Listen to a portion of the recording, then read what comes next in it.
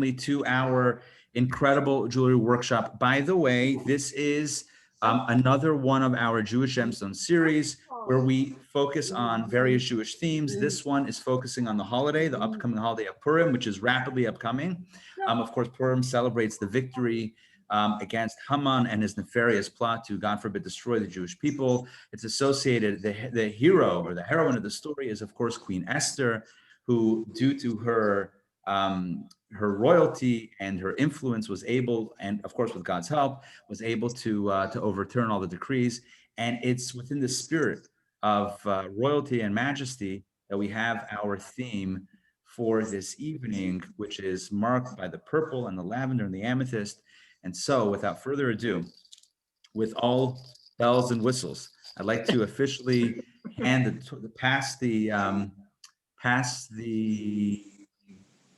I don't know, the baton, but something jewelry baton over to Donna. Donna, please take it away. Thank you, Rabbi Ari. And also I welcome everybody. Thank you for my fans, and then welcome to all the new jewelry enthusiasts. Yes, tonight's a special night because, yes, so we're going to all channel our own individual inner Esther. And that's what's great about jewelry, and especially, so twofold. So if we make the jewelry ourselves, then of course, part of us, part of our essence is in the jewelry itself.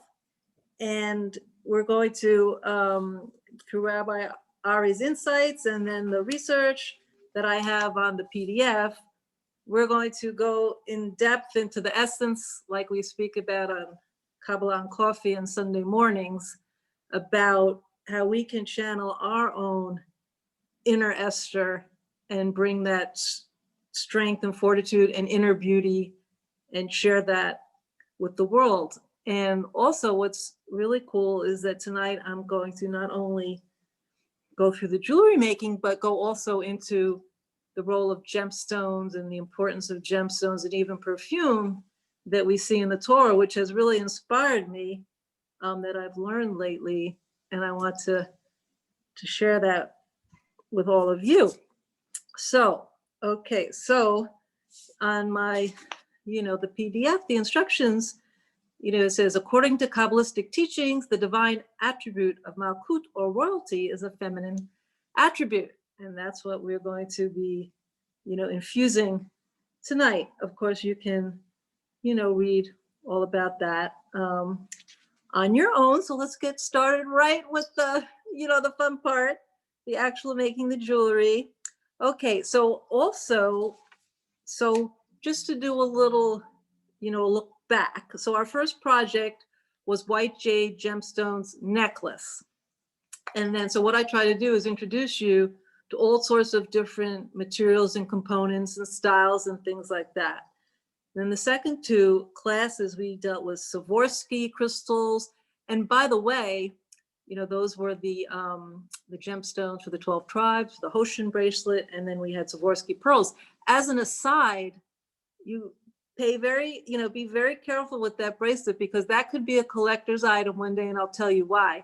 Since our class, Sivorski Company, which you all know, it's a very famous worldwide company, they have decided to exit the designer, artist, craft market. And I think I mentioned during the class that I was able to get those components as a jewelry designer and work with their division that supports jewelry designs, but they've gotten out of it. So I could not do that project again. So our bracelet could very well be a collector's item for additional reasons. So that's an interesting aside. And then for Hanukkah, we did the cute check pressed glass, the cute little donuts. Okay, so now for the next two classes, we're getting back into real authentic gemstones, which is exciting. And not just any gemstones. Tonight we're working with black lava stone. And so that's going to be the core of the bracelet. And this really, I describe it in the PDF, this really comes from volcanoes.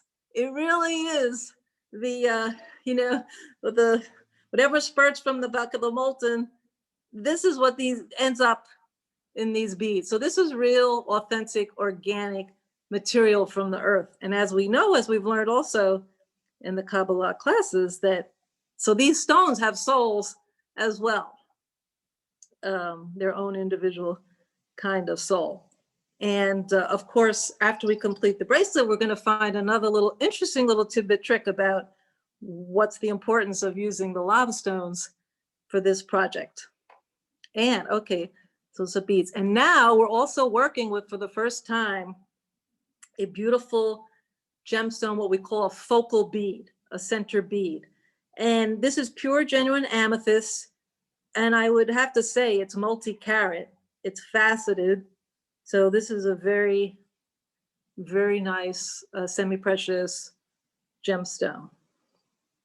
Okay, so let's start to get to work. So of course we take our piece of stretch cord, and as usual we learned, if possible, we're going to start on the right side. And so what we do is, if we're making a bracelet that has a central focal, we bead half the bracelet and then the focal and then the other half. So the standard medium size bracelet that I'm designing here will be 17 beads. So you can start on one side with 8 or 9 beads, the right side. This should be a relatively easy gemstone to bead, except actually because the lava stone has its natural little hole. So the only little tricky part could be is to find the hole that's the actual drilled hole. Okay, bead. Donna, can I say something? So Yes. this is the first time that I'm actually making it alongside with everybody. Yep. So I'm like, is it So- just me? Has it always been this difficult to find out where the actual like hole is for the bead? No, And then because thank you for just sharing that with me just now, Yes. because I'm like, man, it's been harder than it's looked all this time. But okay, so I get it. I get it. You set me up for the hard one. right. I'm with you. All right, I got that. Yeah, you see, that's what it is. I find when I start doing it, then I realize I put myself back in the mindset when I originally started. Yes. But Rabbi Ari, it's the same as, the challenge. There's a If trick. it was easy, if the hole was right there, what lessons would we learn? This is more fun. It's more there's a fun li- when I have to like hold it up and try to find. Right. the, No, the trick. Ari, there's a trick. Turn it over and look and see where you can find it on the other side. And you'll see a little round hole on the other side. And Yeah. that's where you put, so it's you have to turn it over to find the entrance. And it's like when you have to turn over a person and find the good where you could put in the Torah learning.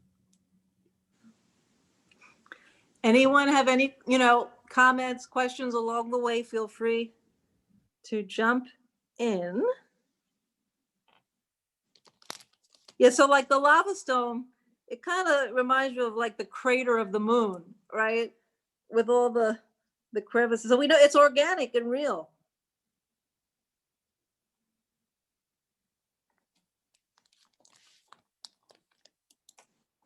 So Donna, by any Yeah. chance, do you know where the lava, is it from Hawaii? Is it from Japan, Indonesia? Where, do you know, or do they tell you?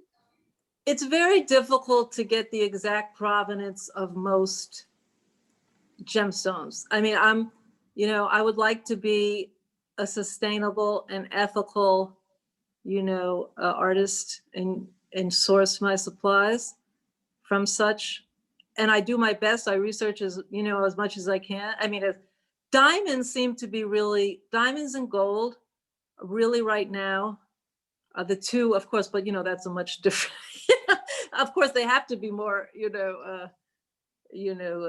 stringent and accountable. So, slowly but surely it's, we're getting there, but right now it's not easy. No, to figure out which precise, volcano they came from. Okay, I was just curious. No, it's a good question, because I want to be able to say, that's what I want to be able to, to represent, to say. If you want to know, yes, you do want to know where that gives you more of a connection. We could pretend it's from Pompeii or Hawaii. Right. Let's say, okay. So I'm going to pretend it's from Hawaii. Okay. All right. So once you've done, half of your black beads, you strung it, then it's time to string the focal bead, the amethyst.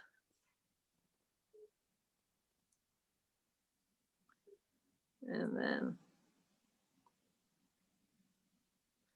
so I talk about also the amethyst has a very long history. It used to be as valuable, as the diamond.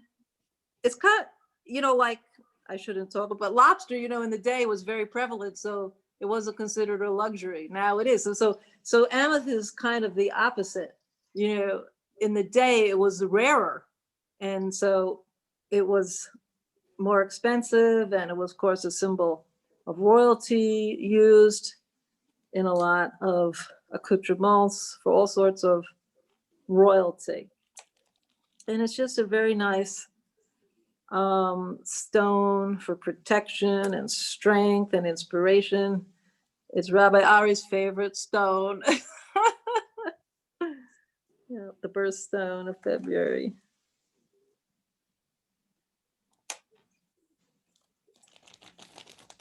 So is everybody able to find the main hole?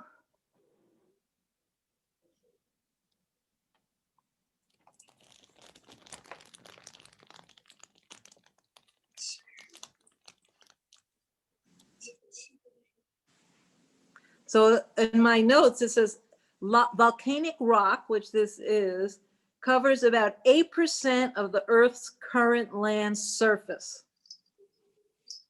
And so as it comes directly from the Earth, it's part of the Earth, it's very good for grounding and strength, which of course, yay!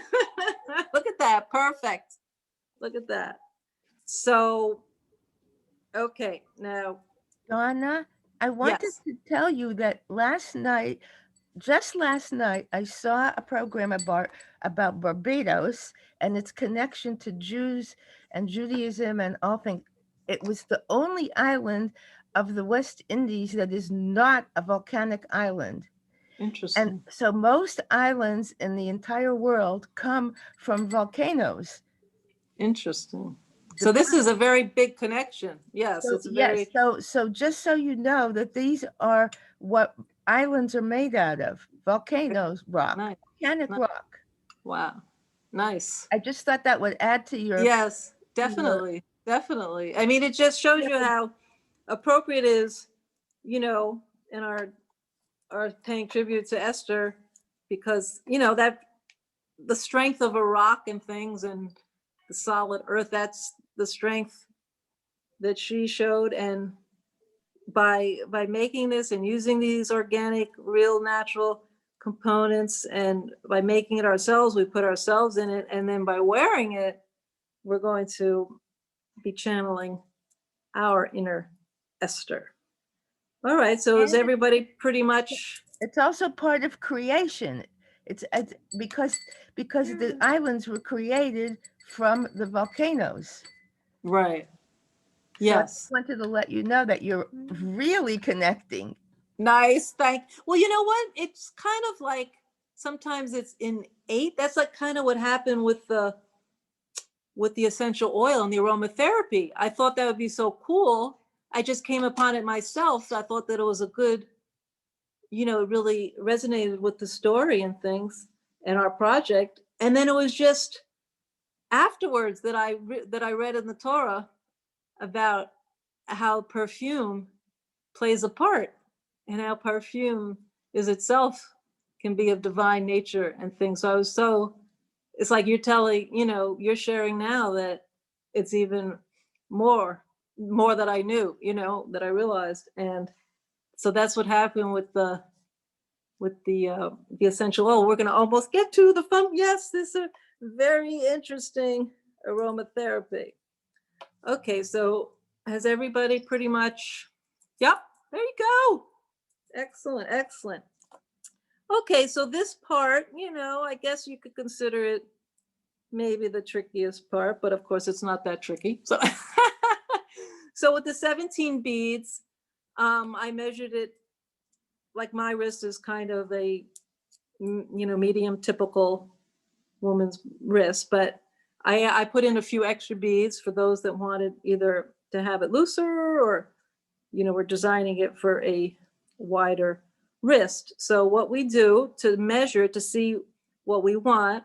Okay, so this is our review for those that have been with me before, and then I'll give the lesson for our new enthusiasts. So this beading project was relatively simple, relatively straightforward and quick, as opposed to our Hoshin bracelet, where the pearls had small holes and we had to get the crystals, the exact order. Those were a little more fastidious, a little more challenging. So the reason I say that is because if by chance, after going through all that work, if somehow the beads start rolling off of the elastic, the cord, that would not be fun. So even though this way it wouldn't be that much a bigger deal to redo it, you still don't want to have to redo it because you've done it. Okay, so once you always have to be careful. So that's why I always give a pretty long length of one of the reasons, of course, so there's extra room, so you're not, just working with a small edge where it could be easily roll off. So after you've beaded, whenever you're manipulating the strand of beaded beads, you just want to be very careful and hold it in a way that the beads are not going to come off.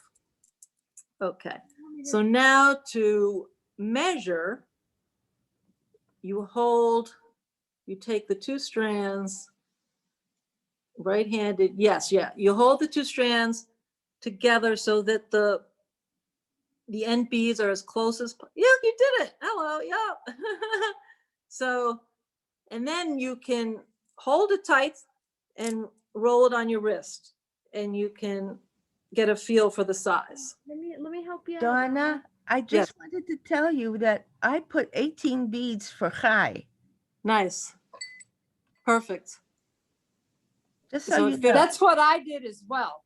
Look Good. at, okay, nice, excellent. You guys, that's a tip. I'm going to remember that. Okay, so 18 is good. And then it's also perfectly balanced. 9 on each side, 9 stones, lava stones on each side of either side of the amethyst. So that's a good idea. All right. So then once you've decided how many beads, we're ready to tie it, to make the knot, to turn this cord into a bracelet. Now we're going to do a double knot. Oh, first stretch the cord a bit. And then slowly make a double knot. Slowly but surely pull the cord so that it becomes a tight knot. Excellent. Okay. Then make another knot and one more knot.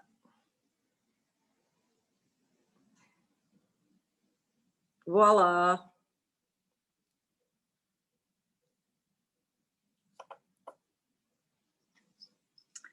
How did everybody do? Nice. Oh, you wore the purple sweater. Oh, look at that. Look at that. Beautiful. Good job. It matches your sweater, so you wore the right sweater. Nice. Nice. Okay. Yeah. Yes. Oh, look at that. Yours came out nice too. Yep. Perfect. Questions? Okay, so any questions? Everyone made the bracelet? Look at that, beautiful.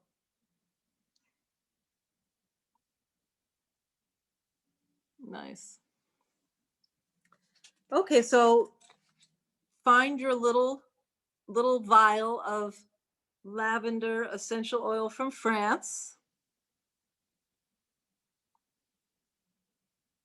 Yeah, the essential oil is really nice. I am so Yeah. thrilled with that. I've already put it on my beads and I'm gonna Nice. love this. This Yes. is great. And so that oil is 100% pure, organic, authentic essential oil, undiluted, from France, lavender, from French lavender. Yes. So you don't need a lot, and, preferably to, if you can, like put a little, cotton swab just very delicately in the vial and then just put it gently out. There you go. Look at that. Yes, exactly. Perfect. Yes. So that turns the bracelet. And see, that's why, this doesn't work on any gemstones. The lava stones are authentic, porous lava. That's why it works. And that's what we, that it, see, the holes come in handy now.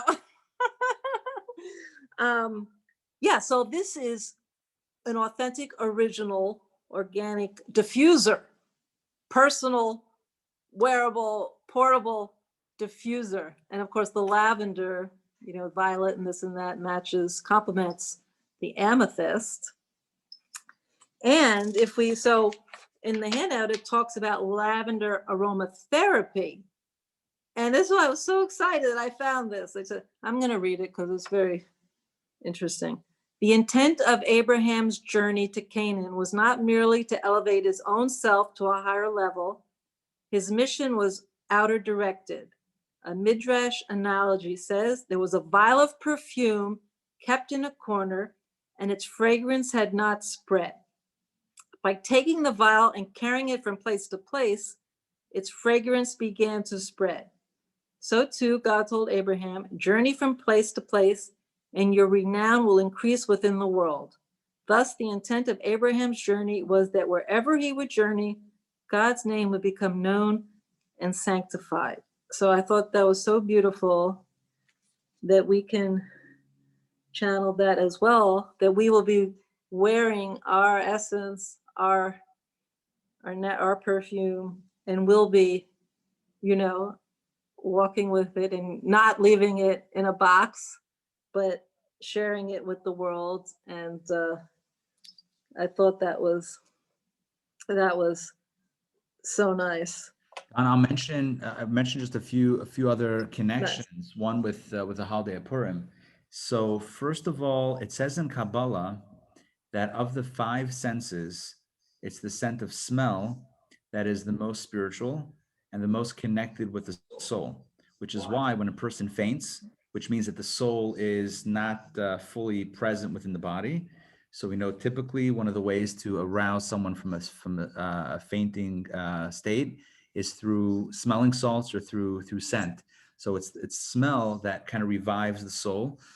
Some of you may be familiar with the long-standing Yom Kippur tradition in synagogues. I haven't seen this in a long time, but in like the older generation, they would do this. They would have like a box that went around on Yom Kippur afternoon when everybody was struggling with the fast, and you would take a pinch. I'm not even sure, honestly. I don't even know what that stuff is. I'm assuming it was illegal in 34 states, but basically that was a joke. You would take it and smell a little bit, and it would, you're not eating, you're not drinking. It's not leather shoes either. It would like really revive you. And again, I mean, it sold for a lot of good money on the black market. I'm kidding. No, it would, but it was Ammonia. What is it? Ammonia salts. Ammonia. I remembered as a kid, they're like, hey, you want to try some? I'm like, yeah, I don't know. But I remember trying it a few times. But the point is that scent is very much associated with the most spiritual element of a person. Also, as a reference, it says that God breathed the soul of Adam in through his nostrils. So it's the scent and the nose that really opens up the pathway to the soul, which is, I think, a really cool thing. It's also why Havdalah, as we close out Shabbat and enter new week, as we like enter into the new space, we make sure to also benefit the sense of smell right away with the besamim, with the smelling spices. Anyway, just a few things to mention. Also, one more Purim connection with perfume, and that is that it says that when the king was looking for a new wife, and the maidens of the land were in this, I don't know, beauty pageant or whatever it is to be chosen as the next queen. So it says that the whoever was in charge of getting everybody ready, so the young women would be anointed and perfumed and all that stuff, and it says that with regard to Esther as well. So I think there's a cool connection here between Esther, the hero of our story, Yep. and jewelry and perfume as well. So Nice. very appropriate. Oh, it looks like you finished your bracelet. Yay! Nice. Good job. Beautiful. Masculine colors, Well, black. this could be a unit. I was told Rabbi Ari earlier. Yes, this can be worn for those men that want to wear these kind of. Yes, this. Okay, so if you guys see me with a bracelet, and it's this one, then this is where the permission just came from to Exactly. to pull off this. Yes. This But just as an aside, so I have a men's collection of bracelets. And when I first started doing my markets, Ponce City Market will be opening in April. I'll be there on Wednesdays, FYI. Anyway, so I would say, if men were coming to my booth or women, I said, oh, there's my men's collection. Here's my women's collection. And, people would gravitate either way, whichever they wanted. And I stopped saying it because some men saw some designs they liked. The side I said was women's collection. Some women liked designs they liked on the side I was calling them men. So I said, okay, it's whatever talks to you. Excellent. Okay. So I think we're ready, and if there are no more questions, to move on to our very unique, interesting, fun Grogger necklace. Oh, as an aside, yes. So I also included in the kit, actually, you could even reuse the pouch, a Mishlach Mano gift tag. Yeah, maybe you wanted a rabbi to talk about, the 4 Purim mitzvahs. Yeah, I mean, look, which rabbi doesn't jump on an opportunity to talk about a mitzvah? But thank you. That's a fantastic segue. First of all, I just listen, Donna, you are just incredible, and the jewelry is incredible, but also all the details are incredible. It's like amazing.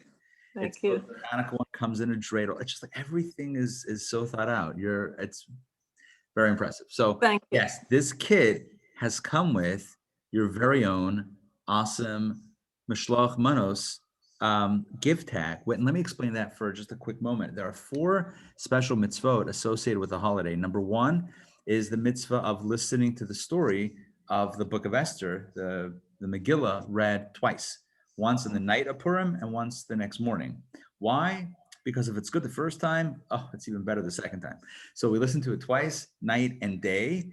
And so this year it's going to be Thursday night would be the night reading, and then Friday, anytime during the day, Friday would be the second reading. So that's one mitzvah. That's all part of one mitzvah. Second mitzvah is to give tzedakah, to give money to 2 individuals that need assistance. So that's the second mitzvah. Third mitzvah is to eat a festive meal on the day of Purim, which will be Friday. And then the last mitzvah is to give gifts of food, at least 2 gifts of food, to one person, one individual, a friend. And this would be a great gift tag when wishing a friend happy Purim, to put your name and their name. So the top says lichvod, which means that this is a gift in honor of, or to the honor of. So this would be your recipient on top. And then at the bottom it says me'es, which means from.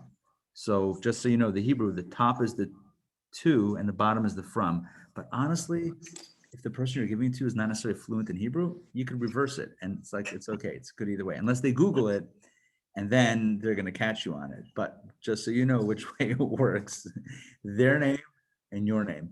All right, so that's that. But also, I feel like I should just take a quick moment, if I have just another moment of your time, to just share a quick insight into Purim. Actually, before I do that, I want to extend a special thank you to Dr. Joy Maxey, for graciously and generously sponsoring tonight's workshop and event and helping make it possible. So, Dr. Maxey, thank you so much, as always, for your generosity and support in helping bring all these wonderful programs to the community. Thank you, thank you. Okay, so just one more quick insight, and then maybe we'll share more, but I feel like it's Purim and it's such a special holiday, so I want to share one more insight for right now.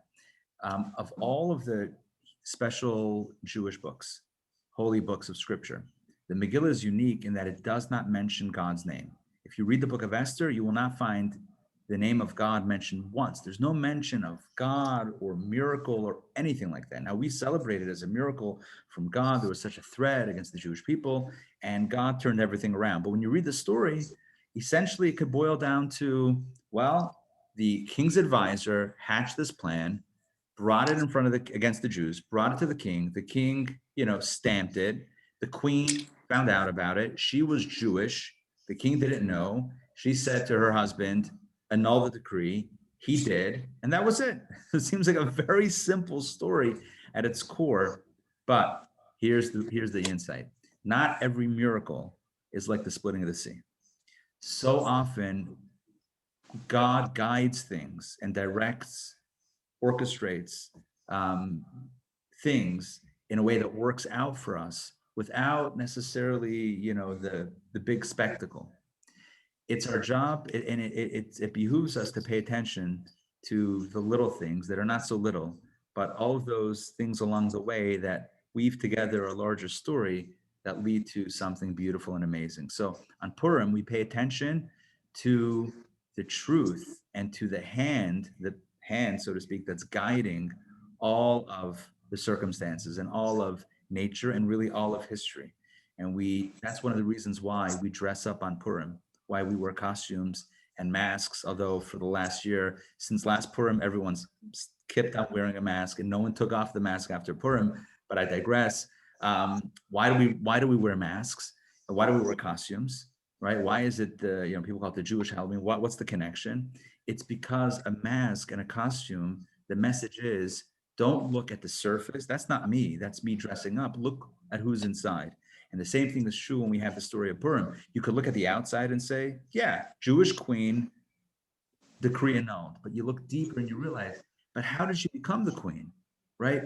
Everything that led up to it and all the details and the right person at the right time in history, everything had to work out just to lead to this incredible salvation. And so we don't look at the surface. We take off the mask, so to speak, to look at the true story. All right, so that's just a little bit about the Kabbalah, or a bit of a deeper insight into Purim.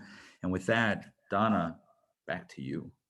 Thank you, thank you, thank you. And of course, what is Purim without yelling at Haman, right?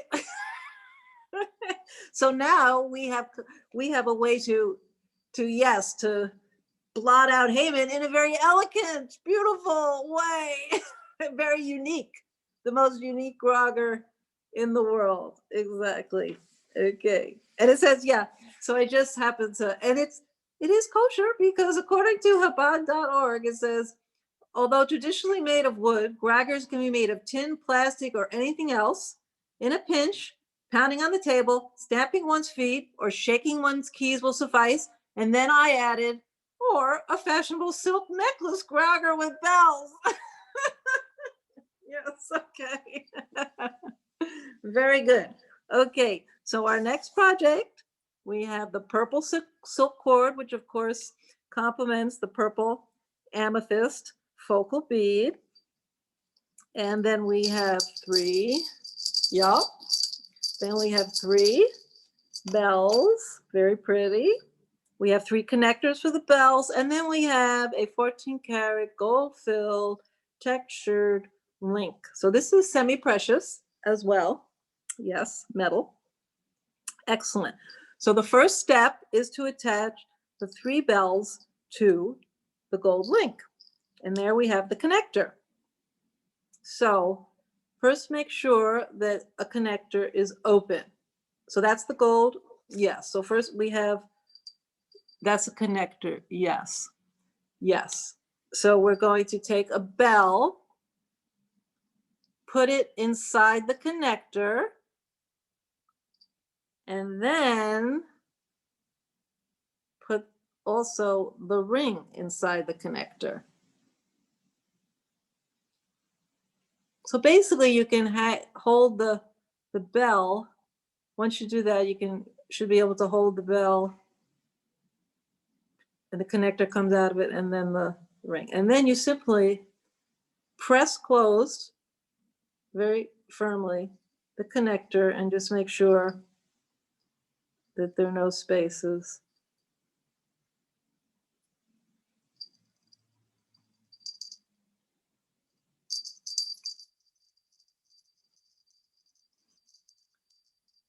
Anyone have any questions on that? Go through another one. So you have you open the connector a bit. You take the loop of the bell inside the connector, so the connector hangs from the bell. And you take the ring, put it inside the connector, and firmly close the connector.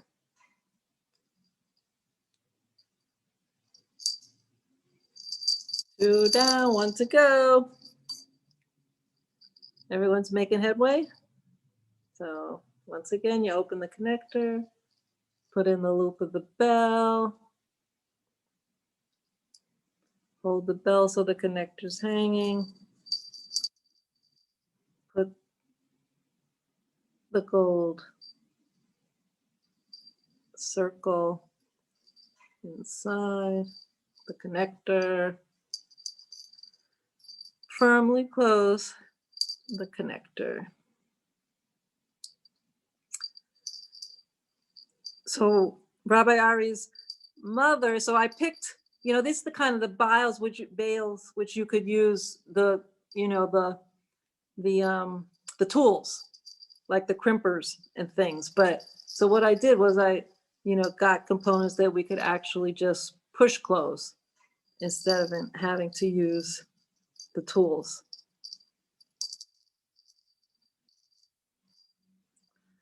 So after you get the 3 on, it should look like this.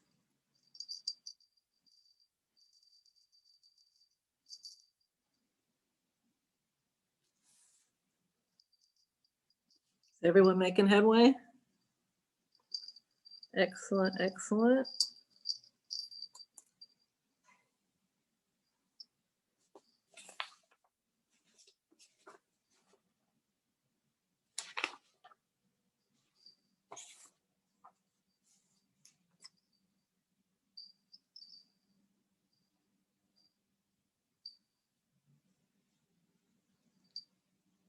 So to connect the grogger component to the silk cord necklace, looks good, nice, excellent. We're not just going to make a plain old knot, we're going to make a jeweler's knot, which is called a lark's knot. So we're going to make it pretty, yes. So this will go step by step. It's also, I have it written down. Take your silk cord, bring the 2 edges together,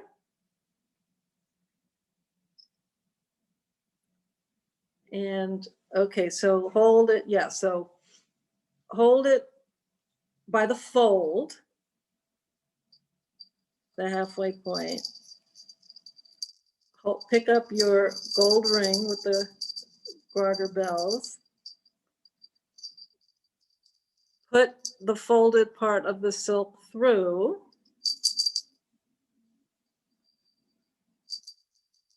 A little bit. Then take the 2 ends of the silk and put it through the open loop of the silk.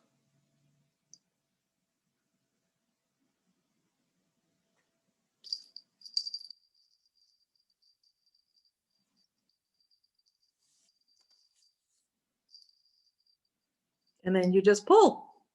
It's like a magic trick. Did it work? This is the hardest No, part. no magic for me. No magic. Okay, let's do it again. The fancy Donna, it knots. looks like a necktie. Yes, yes, yes. It does. Yes. It looks Ari, like it's just up your alley. It's a tie. so we can do it again. So we take, yeah, so you folded the silk cord in half.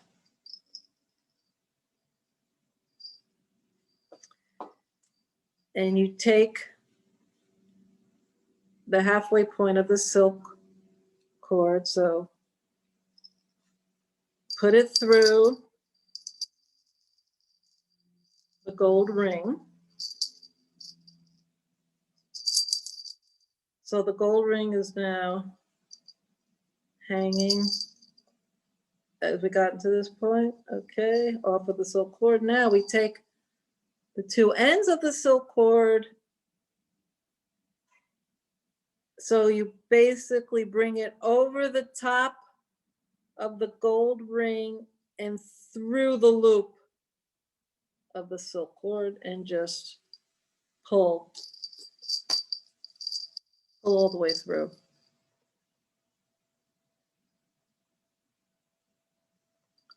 Has everyone made magic? There's some magic, I think. I think we got some magic on there. Okay, I think it's my rookie No problem. showing. So one second. So I have Wait, yeah, so I have Rabbi. I have the two open ends on one side and I have the closed Okay, ends. so move the gold ring closer to the side with the fold. Okay. Okay, so I'll get to where you are too. No, just a second.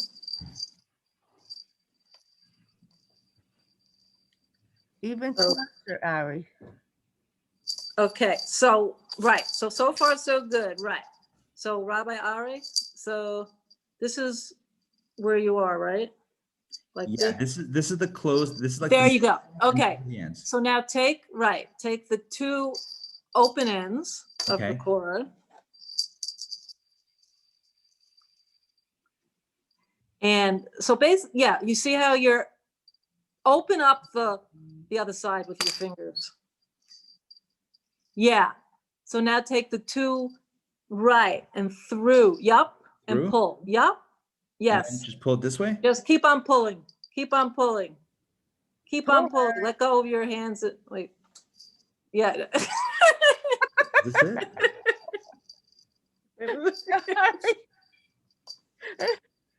No, no, I Ari. don't know. Let go of your right hand. Pull with the left. Let go of your right hand and pull it with your left. Second. Let go. Yeah, no, yeah. Pull it through the loop. Goes through here, right? Yeah. And now keep pulling with your left hand. Keep With this pulling. one? Keep pulling, keep That's pulling, it. That's it. Keep pulling. Drop the loop. Keep pulling. Pull. I feel like it's a trick. Okay, it's okay. I'll It's so close. I'll get You this got soon. it. You All right. got it. You got it. Don't wait. No, it literally came out. So no, don't wait for me. I'll speak with Donna. We'll get this figured out. Let's try one more time. We want to do it. I have 100% success rate of people finishing their jewelry. Okay, so feel free to help along, everybody. Okay, so we got to the point. Okay, so put your gold ring, closer to the fold. Yes. Now make the open fold bigger with you. Put your whole, yeah, that's okay. Yep. Now take the other the two end cords. Yep, and pull it through. Yep, yes, take it and pull. And just pull, pull, pull, pull, pull. Yes. Pull, pull, pull. Yep. Pull, pull, pull. Yep. See, 100% success rate. Hello. Yay, Ari, yay. All right, got it. Well done. Thank you. Okay, so then now we have to actually make a standard old knot to tie the two sides together. I mean, that's kind of up to you. You can okay, so let me tell you about this. So we've used this silk sari before. This is silk sari from India. It's real silk made from remnants of saris. So basically in India, when saris are being made and the remnant, the excess silk is kind of just, recycled or upcycled into these cords. So they're delicate, it's kind of like the lava stone. It's organic, it's real. And the little threads, it's part of it. It's part of the charm. So you can either make a firm knot, like at the length you want to be able to put it over your head, or you can just make loose knots every time you want to wear it. So if you wanted it shorter or something sometime, but, just be delicate and sensitive to the silk. But Donna, yes.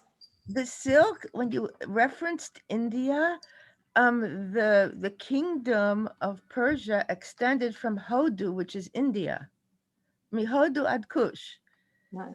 You're enveloping the entire Purim story with Nice. story. I just Thank want to give you. you so much credit. Thank you. Thank you. Thank you. Thank you.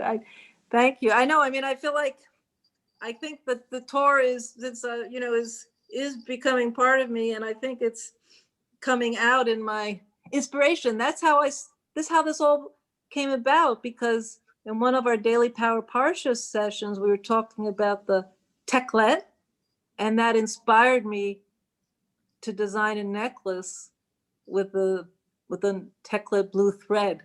And ever since then, every Daily Power Parsha, I'm getting inspired.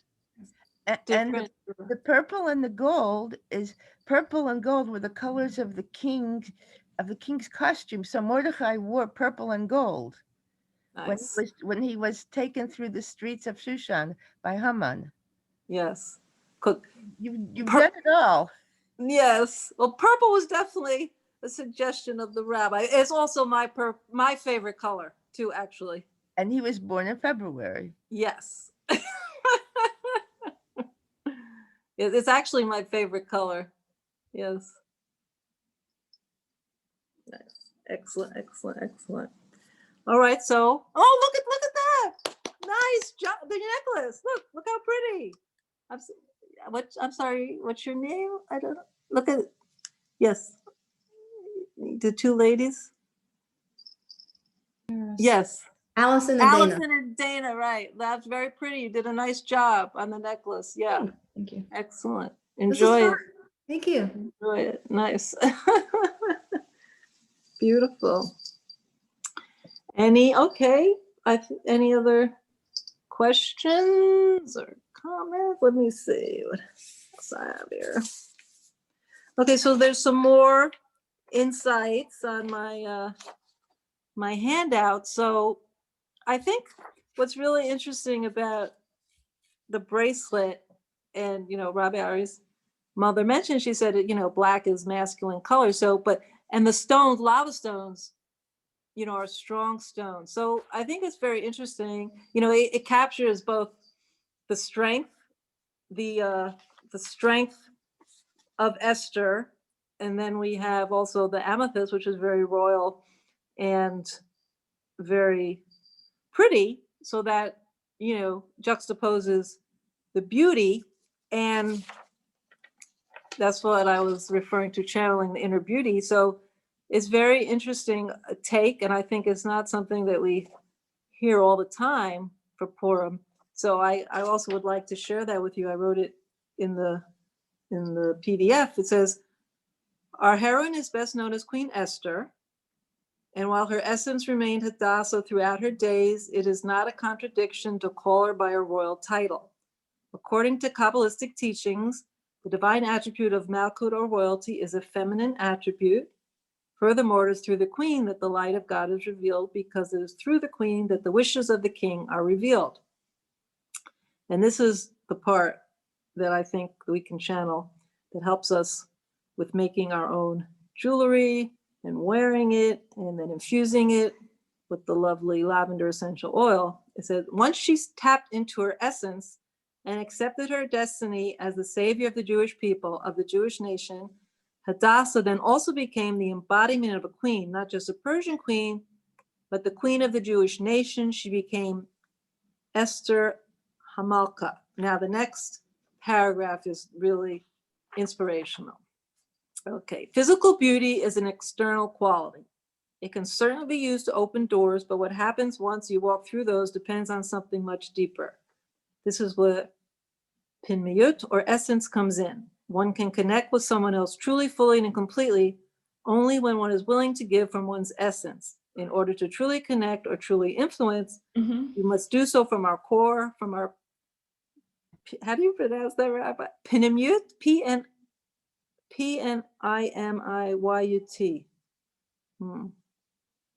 Pinmiyut. Penimiyut. Pinimiyut. Excellent. Esther's beauty makes her queen, it is true, but it doesn't help her to influence the king. It is rather from her pinimiyut that Esther is able to draw the strength she needs to do so. And that is what ultimately brought the destruction of her enemy and the enemy of her people, Haman. So I feel with our Purim ensemble that we made ourselves, so when we wear it, we will also have that inner strength and beauty and also ability to root out Haman. Voila. Yes. Excellent, excellent. Any more jewelry questions? Oh yeah, so for the, I forgot to mention, to finish off the bracelet, right, so you just want nice, you want to be, when you snip off the ends, just be careful, don't get too close to the knot so that it, you don't, cut the knot. And then you could put a dab of glue, not Elmer's glue, something clear. Excellent, excellent. Beautiful. Good job, everybody. Don, I must mention this because everything is by divine providence that we're doing this workshop this week because of Purim, but also related to the Torah portion, because as some of you may know, the Torah portion this week speaks about the garments of the high priest and the priests in general. And I'm going to read just a verse here. This is from Exodus chapter 28, verse 33. It's talking about the robe of the priest. And it says, or the high priest, it says, on its bottom hem, you shall make pomegranates of blue, purple, and crimson wool on its bottom hem all around, and golden bells in their midst all around. It talks about literally pomegranates with golden bells inside. And honestly, that's this week's Torah portion. It's tomorrow's reading. And I'm thinking like, this looks to me like a pomegranate. I don't know if it is or not supposed to be. It looks kind of like a pomegranate, and it literally has bells inside. And I'm like, I don't even know what to say. It's like right there. I know it was about the Grager, but it's literally also aligned with the Torah portion, like precisely. I think. And purple, one of the colors of the whole. Yeah, so purple is one of the 4 colors of the soul. Yes. Crimson, blue, purple, and white. The high priest, when he wore those bells at the bottom of his robe, that was where bell bottoms first came into fashion. Bell bottoms. Well, those are out of fashion, but these are, our Grager bells will never be out of fashion. Well, definitely in fashion once a year.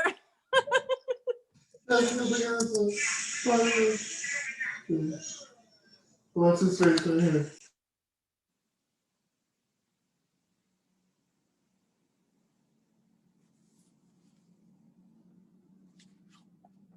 I think we should practice. I think everybody should unmute themselves, and we should practice. I'll say Hama. Yeah. Then I think everybody should Grager it up. Okay, you guys ready? Come sit. Get ready. Remember, it's only when I say Hama, not when I say anything else. We're gonna do it. So let's say Mordechai. No. Esther. No. All good. Yeah. Achashverosh. Not yet. Come on.